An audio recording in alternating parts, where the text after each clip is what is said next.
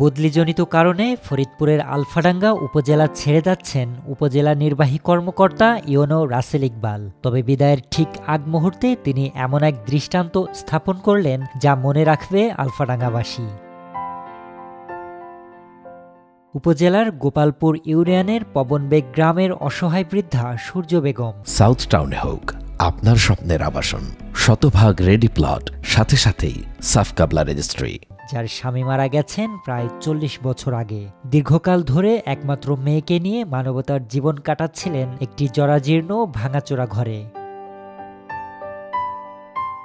বৃহস্পতিবার বিকেলে মানবিক ইউনো রাসেল ইকবাল তার শেষ কর্মদিবসে সূর্য বেগমের সেই দীর্ঘ কষ্টের অবসান ঘটালেন। দুর্যোগ ব্যবস্থাপনা অধিদপ্তরের টিআর প্রকল্প থেকে প্রায় 2,79,000 টাকা ব্যয়ে নির্মিত দৃষ্টিনন্দন সেমি পাকা গৃহটি তিনি আনুষ্ঠানিকভাবে তুলে দিলেন সূর্য বেগমের হাতে।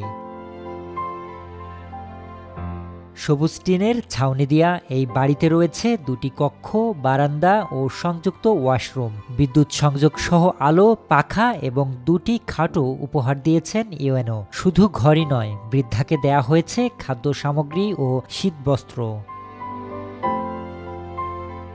রাসেল ইকবালের এমন মানবিক কাজে আপ্লুত বৃদ্ধা সূর্য বেগম। আর এই অনন্য উদ্যোগে মুগ্ধ স্থানীয় প্রশাসন থেকে শুরু করে সাধারণ মানুষ। বিদায়ের আগে মানবতার যে বার্তা ইউএনও দিয়ে গেলেন তা নিঃসন্দেহে প্রশংসার দাবিদার।